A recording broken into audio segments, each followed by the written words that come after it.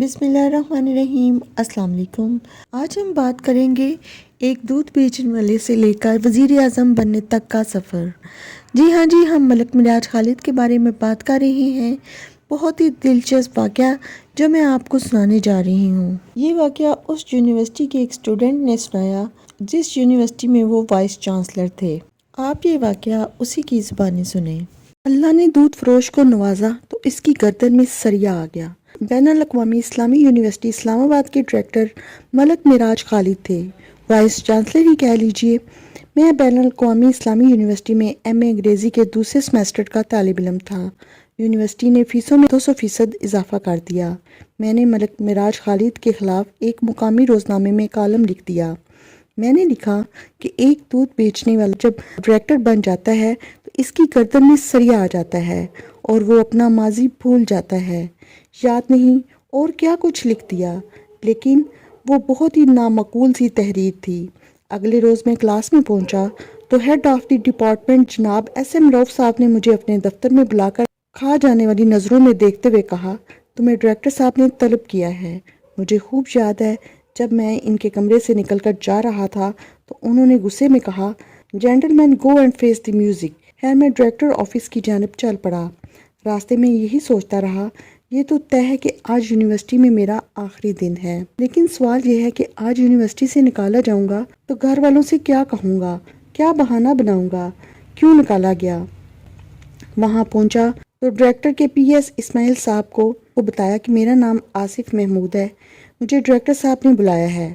مجھے شدید حیرت ہوئی جب اسماعیل کے سپاٹ چہرے پر مسکراہٹ دوڑ گئی اور کہنے لگا، جائیے وہ آپ کی منتظر ہیں۔ لیکن جب میں اندر داخل ہوا تو حیرتوں کے جہاں میرے منتظر تھے۔ ملک صاحب اکیلے بیٹھے تھے۔ میں نے ڈرتے ڈرتے کہا، سر میں آصف، آپ نے بلایا ہے؟ آپ ہی نے کالم لکھا تھا، تشریف رکھیے، مجھے آپ سے کچھ باتیں کرنی ہیں۔ میں جلد جلالتو کا ورد کرتے ہوئے بیٹھ گیا۔ کافی دیر یوں ہی گزر گئی۔ ملک صاحب والز کی ڈبیا گھماتے رہے۔ ایک ایک لمحہ اعصاب پر بھاری تھا۔ پھر ملک صاحب نے خاموشی کو توڑا اور کہا، کالم تو آپ نے بہت اچھا لکھا، لیکن آپ کی معلومات ناقص تھیں۔ میں صرف دودھ فروش نہیں تھا، میرے ساتھ ایک اور معاملہ بھی تھا۔ میں نے اسی لیے آپ کو بلایا تاکہ آپ کی معلومات میں اضافہ کر سکوں اور آپ کی معلومات درست کر دوں۔ میں نہ صرف دودھ بیچتا تھا بلکہ میرے ساتھ یہ مسئلہ بھی تھا کہ میرے پاس جوتے نہیں تھے۔ میں دودھ بیچ کر کالج پہنچتا، سائیکل وہیں کھڑی کر دیتا۔ گھر میں موجود جوتوں کا ایک ہی جوڑا تھا جو والد صاحب کے زیر استعمال تھا۔ اس کا حل میں نے اور میرے ابا جی نے مل کر نکالا۔ ہمارے درمیان یہ طے ہوا تھا کہ صبح میں یہ جوتے پہن کر جایا کروں گا اور جب میں واپس آ جاؤں تو یہی جوتے پہن کر ابا جی چوپال پر جا کر بیٹھا کریں گے۔ اب ڈر تھا کہ سائیکل چلانے سے جوتا ٹوٹ نہ جائے، اس لیے میں جوتے سائیکل کے ساتھ لٹکا لیتا تھا اور جب گھروں میں دودھ پہنچا کر کالج کے گیٹ کے پاس پہنچتا تو جوتا پہن لیتا۔ واپسی پر پھر سائیکل کے ساتھ جوتے لٹکا لیتا اور ننگے پاؤں سائیکل چلا کر گھر پہنچتا۔ ملک صاحب پھر خاموش ہو گئے۔ یہ دورانیہ خاصا طویل رہا، پھر مسکرائے اور کہنے لگے، لیکن یہ بات آپ نے ٹھیک کہی، واقعی اللہ تعالیٰ نے دودھ فروش کو نوازا اور اس کی گردن میں سریا آ گیا۔ اور وہ بار بار یہ بات دہراتے رہے۔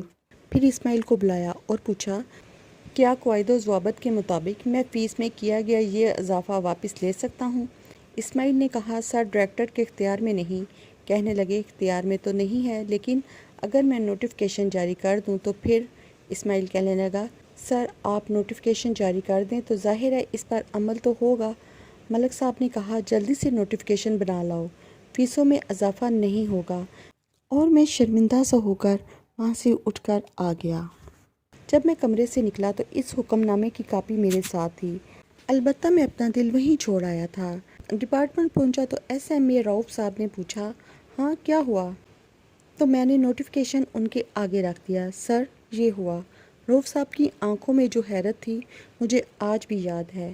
آج اگر کوئی مجھ سے پوچھے وائس چانسلر کیسا ہونا چاہیے تو میں یہ کہوں گا، اسے ملک معراج خالد مرحوم جیسا ہونا چاہیے۔ آپ ملک کے اعلیٰ ترین عہدے پر فائز رہے۔ جب انتقال ہوا تو کرائے کے مکان میں رہتے تھے۔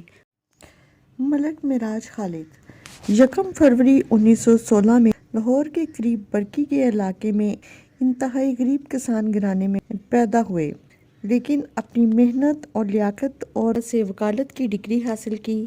1944 میں Punjab university law college Lahore سے LLB کی ڈگری حاصل کی۔ 1948 میں پریکٹس شروع کی۔ ذوالفقار علی بھٹو نے جب 1997 میں اپنی سیاسی جماعت پاکستان پیپلز پارٹی بنائی تو اس میں شامل ہو گئے۔ 1970 کے انتخابات میں لاہور سے کامیابی حاصل کی۔ بھٹو کے عوامی اور جمہوری عہد میں پنجاب کے پہلے وزیر اعلیٰ کے طور پر 2 مئی 1972 میں 10 نومبر 1973 تک خدمات سر انجام دیں۔ بعد ازاں مرکزی وزیر قانون، زراعت اور دیہی ترقی کی وزارتیں بھی سنبھالیں۔ 1977 اور 1988 میں قومی اسمبلی کے اسپیکر رہے۔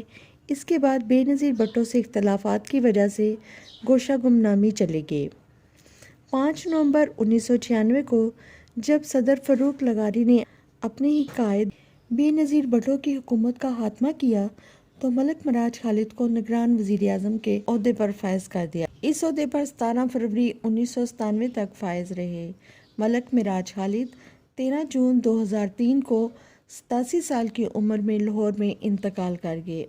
انہیں پورے سرکاری اعزاز کے ساتھ مقامی قبرستان میں سپرد خاک کیا گیا۔